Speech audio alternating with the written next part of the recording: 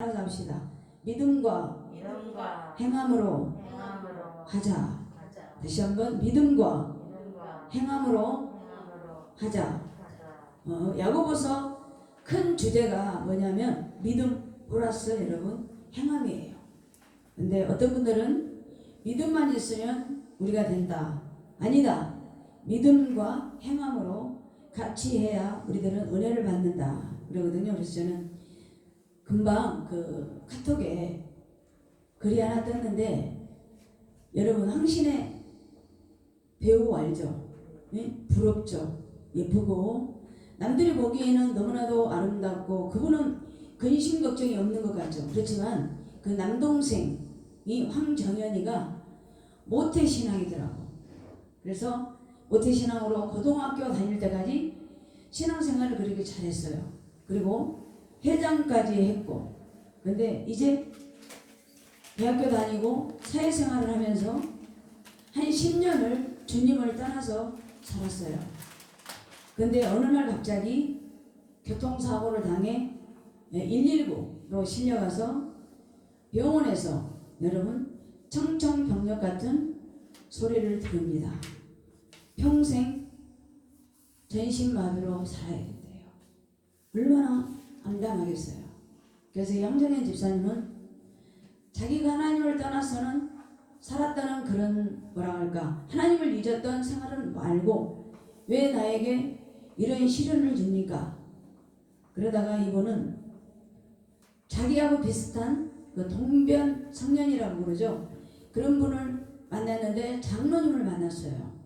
그러니까 그때부터 이 황정현 집사가 원망 불평은 버리고 하나님을 다시 찾게 됐어요.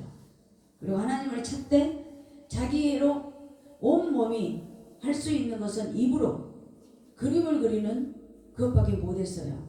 그리고 그분은 그 그림을 그리면서 지금 사랑하는 아내를 만나 아름다운 가정을 이루고 또 하나님을 다시 재발견하고 하나님 안에서 은혜 안에서 그림을 그리면서 여러분 믿음 안에서 행함으로 이렇게 행복하게 살고 있다고 얼마 안 됐어요. 기독교 방송 새롭게 하소서에 나왔어요.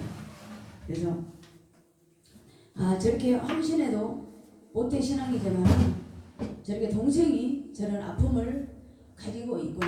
그렇죠? 여러분 사람들이 화려하고 부럽죠. 그렇지만 여러분 그 속에 들어가 보면 아픔이 다 있어요. 돈 많은 사람들은 돈 갖고 걱정할까요? 아니에요. 반대야. 그러므로 여러분들 왜 제가 또 야고보서 말씀을 준비했냐면, 그렇게 내 친형을 사용할 때는 따라다니지도 않고 형답게 인정도 안 하고 그렇게 반신반의했던 야고보가 부활의 주님을 만나 성령으로 마음이 하나가 되어 그때 눈이 열립니다. 그리고 내 육신의 형을 우리 형은 우리 어머니를 통해서 우리와 똑같처럼 태어났고 또 하나님의 성령으로 말미암아 신성을 가진 우리 형이었구나. 그러면서 진짜로 우리 예수님은 인성이 그렇게 우리 어머니 아들로 태어난 것도 믿고 또 부활해서 하나님의 아들이라는 걸 믿고 야고보서가 여러분 정반대로 됐어요. 그러면서 오늘 야고보서를 기록하면서도 1절에 보니까 하나님과 예수 그리스도의 종 야고보는 흩어져 있는 12지파에게 문안하노라. 여기 하나님은 누굴까? 성부. 그리고 주 예수는 누굴까요? 성자예요. 그러므로 여기 삼위일체 하나님은 아니지만 성부 성자 하나님이 함께하는 이 글을 쓸 수 있는 야고보는 전에 예수님을 진심으로 안 믿을 때는 그런 걸 엄두도 못 냈어요. 그렇지만 삼위일체 하나님을 깨닫고 성령을 깨달아 자기 모든 가치관이 자기 사고력이 완전히 하나님의 중심으로 바뀌었어요.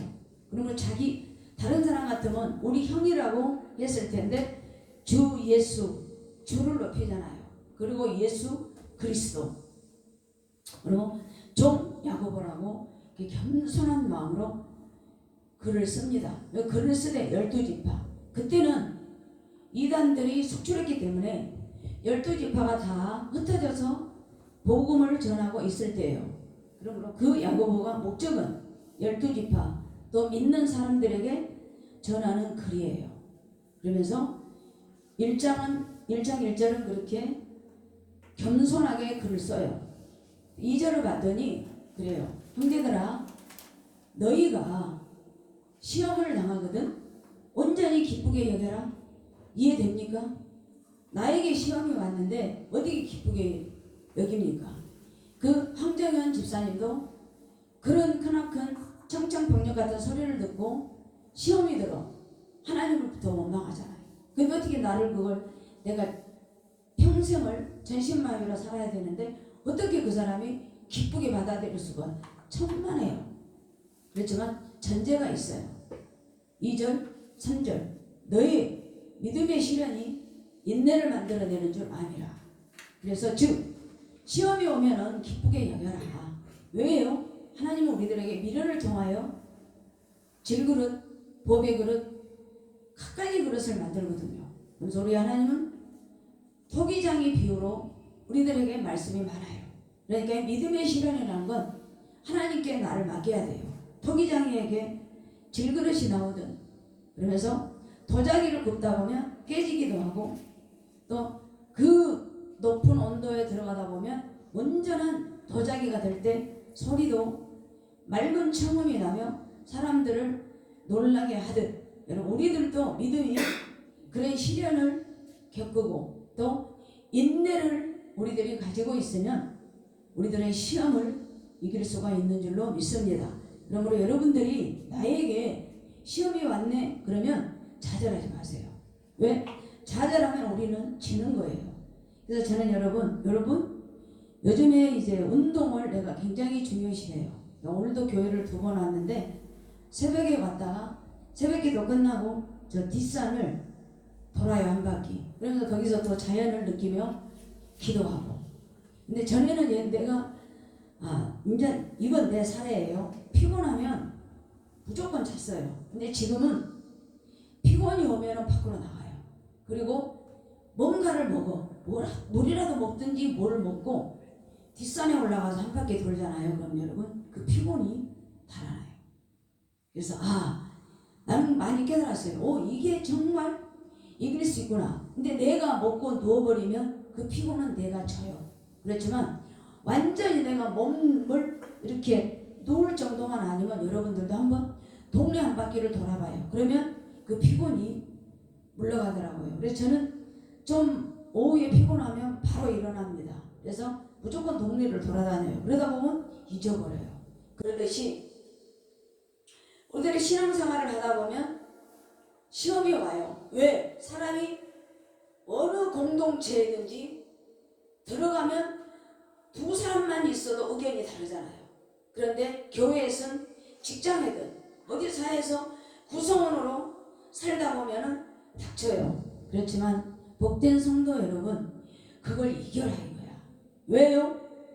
믿음의 시련을 통하여 인내가 필요하거든요. 근데 여러분 인내는 온전한 우리를 만들어가요. 그래서 하나님께서 우리 1장 2절부터 4절에 시험이 오거든 너희들은 그거를 인내를 만들어 기쁘게 여겨라. 왜? 이겨야 된다 이거야.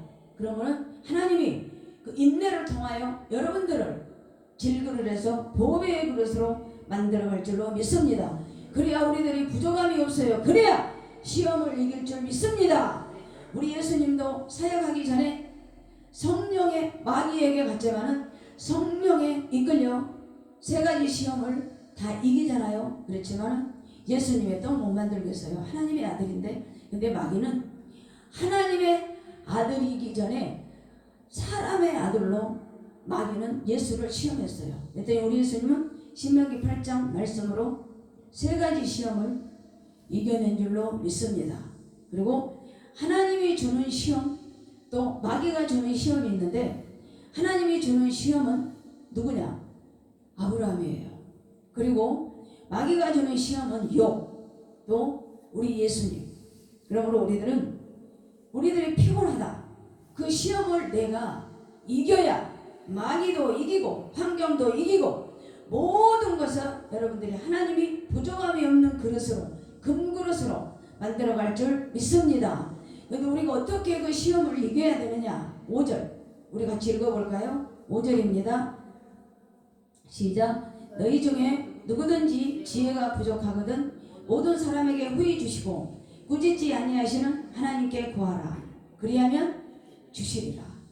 시험을 이기는 방법은 믿음의 신화를 우리가 인내로 이기면 하나님이 우리를 온전하게 그릇으로 만들어 주시고 그래도 부족하면 하나님께 지혜로 구해라.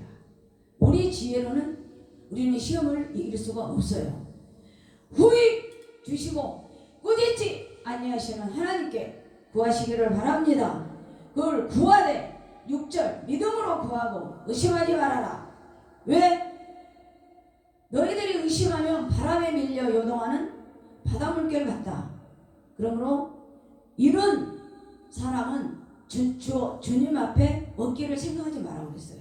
그러니까 우리가 1장 2절부터 우리들의 8절까지 딱 요약한다면 성도들이여 사랑하는 딸들아 아들들아 너희들이 사회생활을 하고 공동체 생활을 하다 보면 누군가로 인하여 시험이 온다. 그러나 견뎌라. 기쁘게 여겨라. 무엇으로? 지혜로. 그 지혜를 구해라. 그리고 의심하지 말아라. 그리고 두 마음을 품으면 하나님은 너희들이 온전한 그릇이 될 수 없다. 믿습니까? 시험이 오면 인내로 지혜로 의심하지 말고 꼭 주님 앞에 구하시기를 예수님으로 축복합니다. 그럼 우리들이 시험도 이겼고 그럼 우리들이 어떻게 앞으로 살아가야 되나? 9절부터 11절까지는 우리를 인생은 꽃이다. 또 바람이다. 불이다. 그렇게 결론을 내고 있어요. 그러므로 부한 자든 가난한 자든 이렇게 허망하다. 똑같다. 부한 자나 가난한 자나 우리는 어차피 가면 인생은 풀이다. 꽃이다. 이슬이다. 나그네다. 그렇게 말씀하셨거든요. 그러니까 여러분들이 시험을 참는 방법은 기쁘게 여기세요. 그리고 부한 자 가난한 자 쳐다보지 말고 하나님께 지혜를 구해서 하나님 앞에 영광 돌리기를 예수님으로 축복합니다. 네, 여러분 대략 우리가 신앙생활 하다 보면 시험은 어떻게 오느냐? 그게 14절 15절이에요. 자 14절 15절 한번 읽어볼까요? 시작.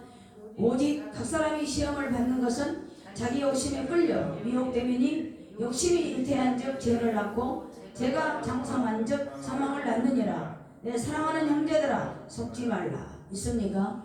그런데 누구든지 그 황정현 집사도 그랬다고 하잖아요. 자기가 시험이 오니까 하나님 앞에. 그런데 여기 보면 여러분 욕심은 누가죠? 사단이 주는 거예요. 나에게 욕심이 오면 빨리 말씀으로 회복하세요. 그리고 마음을 잘 다스리기를 바랍니다. 네, 여러분 우리들이 시험을 온전히 이기면 하나님의 결과가 무엇일까? 17절이에요. 자 우리 17절 한번 읽어볼까요? 시작. 온갖 좋은 은사와 온전한 선물이 다 이로부터 빛들의 아버지께로 내려오나니 그는 변함도 없으시고 회전하는 그림자도 없으시리라. 믿습니까? 모든 것을 이기면 좋은 은사, 온전한 선물 다 이로부터 생사화복의 축복이 하늘에서부터 내려오되 그는 변함도 없으시고 회전하는 그림자도 없으시니라. 그래서 우리들이 야고보서 그 예수님의 동생을 우리들에게 모든 12지파 믿는 자들에게 강조하는 것은 시험은 이겨라. 지혜로 이겨라. 의심하지 말아라. 인생은 풀이다. 나그네다. 그러면서 너희들이 하나님 앞에 내가 시험 받았다 그러지 말고 욕심에 이끌려 가지 말고 속지 말아라. 왜? 좋은 은사 좋은 축복은 하늘에서부터 내려온다. 믿습니까? 우리들은 1장 17절의 축복을 받으기를 예수님으로 축복합니다. 그리고 우리 19절부터 우리 27절까지는 여러분, 우리들이 서로 형제들 간에 또 믿는 공동체 안에서 우리들이 만나면 대화를 하잖아요. 그렇지만 너희들이 듣기는 속히 들어라. 그러나 그 말을 다른 사람에게 전달하거들랑 더디해라. 사람이 성내놓으면 하나님의 의를 이루지 못한다 그랬거든요. 그래서 15절 20절에 보니까 여러분들이 누구한테 말을 듣든 들으세요. 그런데 내가 그 말을 바로 전달하기 전에 내 마음을 다스리세요. 왜? 내가 이 말을 전했다가 상대방에서 득이 될까 실일까, 그 두 가지를 생각해서 말을 전달하시기를 바랍니다. 그건 뭘까요? 지혜예요.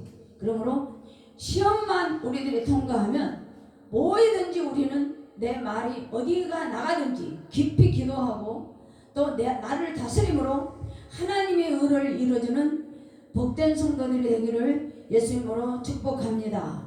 그럼 너희들이 시험도 이겼다. 또 말을 해도 생각하고 전해라. 그렇지만 하나님께서 우리들에게 어떤 걸 원하냐면 너희들이 복을 받으려면 혀를 잘 다스려라. 26절입니다. 그러므로 혈의 재갈을 아니하거나 자기 마음을 속이면 이 사람의 경건은 헛되니라.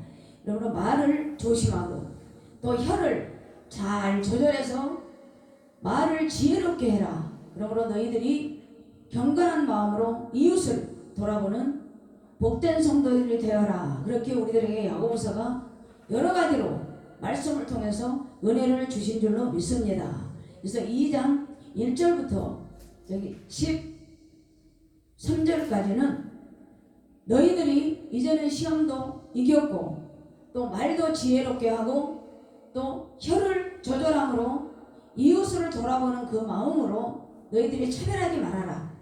교회에 누가 금가락지 끼고 좋은 옷 입고 오면 이리 오세요 이리 오세요.